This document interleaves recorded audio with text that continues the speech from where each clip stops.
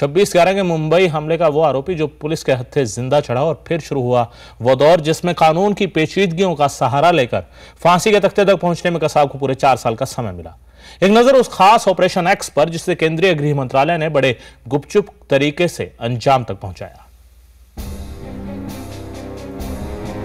29 अगस्त 2012 ये वो दिन था जब सर्वोच्च अदालत ने 166 लोगों के कातिल पाकिस्तानी आतंकी अजमल आमिर कसाब की फांसी की सजा पर अपनी मोहर लगा दी थी। पर भारतीय कानून सजाए मौत से पहले भी हर दोषी को आखिरी बार रहम की अपील का एक मौका देता है। कसाब ने भी सितंबर महीने में अपनी दया याचिका दायर की, जिसे गृह मंत्रालय ने 16 अक्टूबर को राष्ट्रपति के पास भेज दिया। माना यह जाता है कि दया याचिका की सुनवाई के लिए भी एक पूरी फहरिस्त तैयार है, जिसकी वजह से इन मामलों की सुनवाई लंबे समय तक लटकती रहती है। पर मामला देश के सबसे बड़े दुश्मन का था, इसलिए अपने कार्यकाल का सबसे अहम और ऐतिहासिक फैसला लेने में राष्ट्रपति ने भी देरी नहीं की। 5 नवंबर को अर्जी खारिज कर दी गई। राष्ट्रपति जी ने 5 तारीख को सिग्नेचर की थी, 7 तारीख को मैंने सिग्नेचर कर दी और 8 तारीख को महाराष्ट्र सरकार को भेज दिया और उसी वक्त तय हो गया था वो फाइल पर कि 21 तारीख को सुबह 7:30 बजे उसको फांसी दी जाएगी। सुबह 7:30 बजे अजमल कसाब को एरवडा सेंट्रल प्रिजन में फांसी दी है।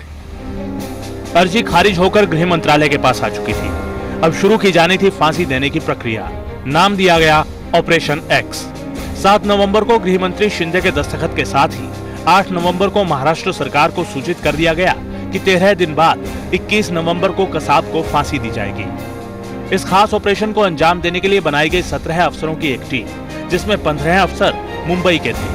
टीम के 15 सदस्यों के फोन बंद कर दिए गए थे। सिर्फ एंटी टेरर सेल के चीफ राकेश मारिया और joint commissioner of police Deven Bharti के फोन ऑन थे। 19 नवंबर को मुंबई पुलिस के joint CP law and order Sadanand Date को 2 बजे बताया गया कि उन्हें कसाब को यरवडा जेल शिफ्ट करना है और इसे वो लीड करेंगे। उसी रात 8 बजे तक कसाब को शिफ्ट करने की प्लानिंग हुई और रात 9:30 बजे महाराष्ट्र के डीजीपी ने इस प्लान पर मुहर लगा दी।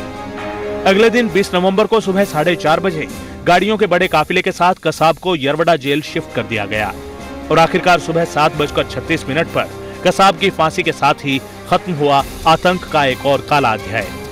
महाराष्ट्र के गृह मंत्री आर पाटिल ने इस फैसले को शहीदों को सच्ची श्रद्धांजलि करार दिया। Ajmal Kasab was hanged by neck till death. I sincerely believe that this is a tribute to all innocent people and those police officers who lost their lives in the heinous attack on our nation.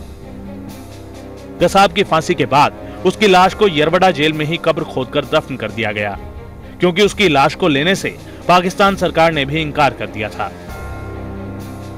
News desk report, जी हिमाचल। और कसाब की फांसी पर जहां सभी दल अपनी अपनी प्रतिक्रिया दे रहे हैं, वहीं हिमाचल प्रदेश के मुख्यमंत्री प्रेम कुमार धूमल ने भी हमीरपुर में इसको देर से उठाया गया सही कदम बताया। उन्होंने जहां इस कदम का स्वागत किया, वहीं कहा कि देश की जनता जानना चाहती है कि आज तक अफजल गुरु को क्यों फांसी नहीं दी गई। ये राय दुरुस्त है। दुनिया भर में आतंकवाद के खिलाफ सख्त कार्रवाई की जाती है और हम लगातार यही मांग कर रहे थे कि आतंकवाद में जो लोग शामिल हैं, चाहे वो अफजल गुरु हो, चाहे कसाब हो, उनके खिलाफ सख्त कार्रवाई होनी चाहिए। और himachalynews@zeenetwork.com पर आप अपने विचार और सुझाव हमसे साझा कर सकते हैं।